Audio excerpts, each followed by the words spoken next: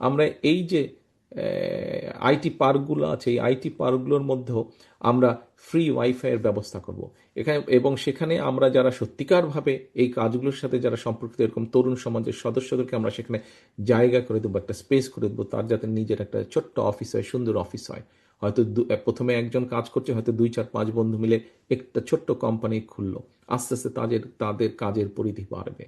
আমাদের যেগুলা আমরা বিভিন্ন ভোকেশনাল ইনস্টিটিউট বা ট্রেনিং ইনস্টিটিউট আমরা তৈরি করতে চাচ্ছি, সেখানে আমরা তরুণ সমাজের কর্মসংস্থানের জন্য সেখানে আমরা যেমন এই টেকনিক্যাল ট্রেনিংগুলো দিব, একই সাথে কোন টেকনিক্যাল ট্রেনিংটা নিলে কোন দেশে গেলে তার কর্মসংস্থান খুব সহজে হবে সেই দেশের ভাষা আমরা তাদেরকে শিক্ষা দিব। আমরা কয়েকটি ভাষা বেছে নিয়েছি। এখন মোটামুটি পৃথিবীতে যেই ভাষাগুলোর ডিমান্ড বেশি বা যেই ভাষাগুলো দেশে গেলে কর্মসংস্থানের সুযোগ সহজেই পাওয়া যাবে, সেই ভাষাগুলো আমরা কম বেশি রিসার্চ করে বের করেছি, সেগুলো আমরা শিখাবো সেই সকল ট্রেনিং ইনস্টিটিউটে।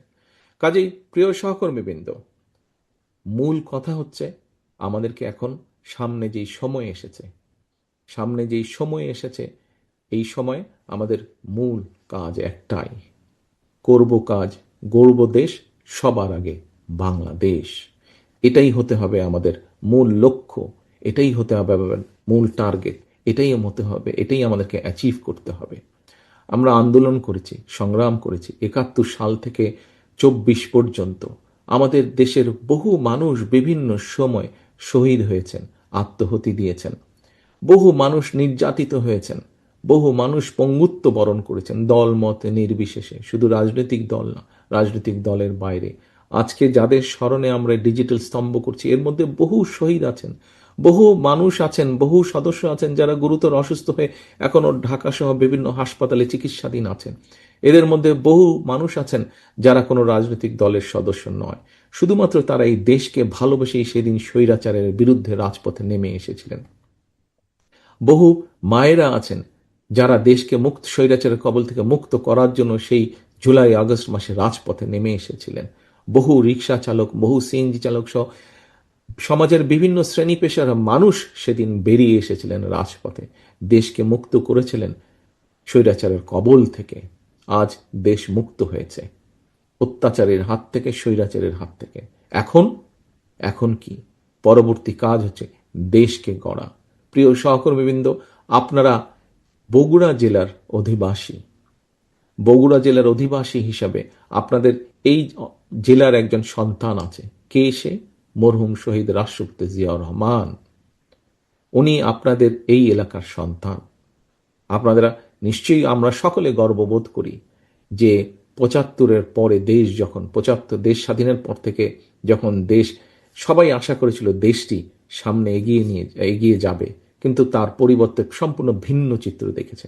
পরবর্তীতে যখন শহীদ রাষ্ট্রপতি জিয়াউর রহমানের হাতে দেশ পরিচালনার দায়িত্ব পড়ে, এখানে বেশ কয়েকজন সিনিয়র নেতৃবৃন্দ আছেন। খুব সম্ভব আমাদের মাহবুব রহমান সাহেব শহীদ জিয়ার সাথে কাজ করেছেন, আমাদের মেয়র সাহেব সহ আরও কিছু আছেন। বগুড়ার বিভিন্ন জেলা উপজেলায়, বিভিন্ন উপজেলা পৌরসভায় ছড়িয়েছে এরকম অনেক নেতা আছেন আমাদের যারা এখনো বেঁচে আছে, শহীদ জিয়ার সাথে কাজ করেছেন। সেই সময় আমরা দেখেছি কিভাবে শহীদ জিয়া ধ্বংসের কিনারায় চলে গিয়েছিল দেশ, বটমলেস বাস্কেট ছিল, সেই বটমলেস বাস্কেট থেকে শহীদ জিয়ার বাংলাদেশকে একটি খাদ্য রফতানির দেশে পরিণত করেছিলেন।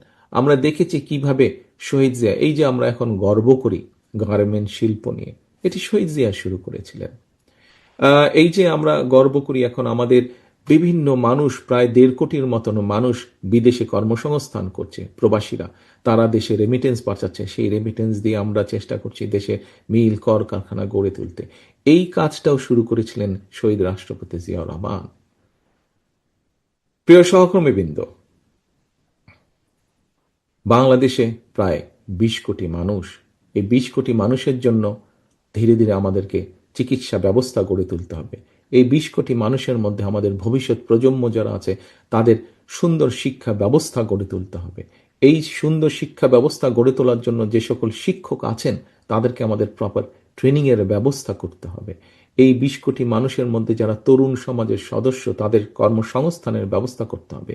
এই 20 কোটি মানুষের মধ্যে অর্ধেক হচ্ছে আমাদের নারী, তাদের পিছিয়ে থাকলে চলবে না, তারা কিভাবে ধীরে ধীরে শিক্ষিত এবং শিক্ষার আলোর মধ্যে প্রবেশ করতে পারেন, এবং একই সাথে তারা কিভাবে অর্থনৈতিক মজবুত ভিত্তির উপরে নিজেদেরকে দাঁড় করাতে পারেন, তার জন্য আমাদেরকে কাজ করতে হবে। প্রিয় সহকর্মীবৃন্দ, যেই কথাটি বলছিলাম, শহীদ রাষ্ট্রপতি জিয়াউর রহমান ধ্বংসের কিনারা থেকে এই দেশকে বের করে নিয়ে এসেছেন।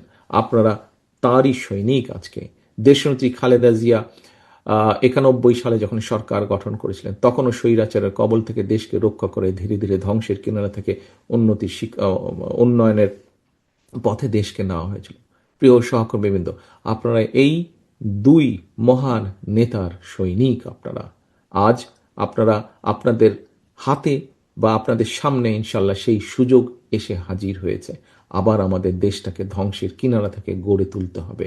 আমাদেরকে কঠোর পরিশ্রম করতে হবে। সামনের দিনগুলো আমাদের খুব ভালো দিন নয়, কিন্তু দেশের অর্থনৈতিক অবস্থা ভেঙে পড়েছে। দেশের বিভিন্ন জায়গায় বিভিন্ন রকম অরাজকতা শুরু হয়েছে, বা কেউ কেউ কেউ কেউ করার চেষ্টা করছে। কাজেই এইগুলো সম্পর্কে আমাদেরকে সজাগ থাকতে হবে। দেশের কর্মসংস্থান, দেশের লক্ষ লক্ষ মানুষ বেকার হয়ে যাচ্ছে। এই বেকারদের কর্মসংস্থানের উপায় আমাদেরকে বের করতে হবে। দেশের কৃষকরা একটা নাজেহাল অবস্থার মধ্যে আছেন। অনেক সময় তারা তাদের উৎপাদিত ফসলের ন্যায্য মূল্য পাচ্ছে না। বাজারে ব্যবস্থার মধ্যে যেভাবে ভেঙে পড়েছে, যেভাবে বিভিন্ন দুষ্ট চক্র ঢুকেছে, তার থেকে এটাকে বের করে নিয়ে আসতে হবে, যাতে মানুষ সহজে ন্যায্য মূল্যে তাদের নিত্য প্রয়োজনীয় দ্রব্যগুলো তাদের হাতের নাগালের মধ্যে পায়। কাজেই আমরা যদি সকল কিছু বিবেচনা করি, আমাদের সামনে অনেক অনেক অনেক কাজ, আমাদের সামনে অনেক কাজ। প্রিয় সহকর্মীবৃন্দ, আমাদের সকলকে এখন ঐক্যবদ্ধ থাকতে হবে। সেটি আমরা বিএনপির নেতাকর্মীরাই হই, সেটি অন্য দলের নেতাকর্মী যারা গণতন্ত্রে বিশ্বাস করে। আজকে এই যে শহীদ ওসমান হাদি যে শহীদ হয়েছেন, যে মানুষটি শহীদ হয়েছেন, এই মানুষটিও কিন্তু গণতন্ত্রের পথেই ছিলেন। এই মানুষটিও কিন্তু আগামী নির্বাচনের একজন প্রার্থী ছিলেন, অর্থাৎ উনি একজন প্রার্থী ছিলেন। ঢাকা ৮ আসনের উনি প্রার্থী ছিলেন, এবং এটির মাধ্যমে প্রমাণিত হয় যে শহীদ ওসমান হাদি নিজেও গণতন্ত্রে বা ভোটের রাজনীতিতে বিশ্বাস করতেন উনি, এবং সেই জন্যই উনি নিজেও প্রার্থী ছিলেন।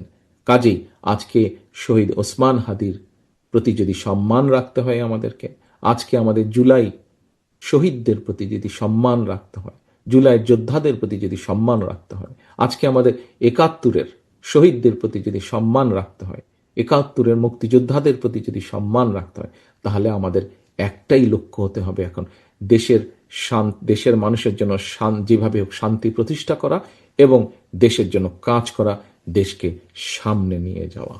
প্রিয় সহকর্মীবৃন্দ, আসেন, লক্ষ্য উদ্দেশ্য সামনের দিনে একটাই, করব কাজ, গড়ব দেশ, সবার আগে বাংলাদেশ। আল্লাহ হাফেজ। বাংলাদেশ জিন্দাবাদ। বাংলাদেশ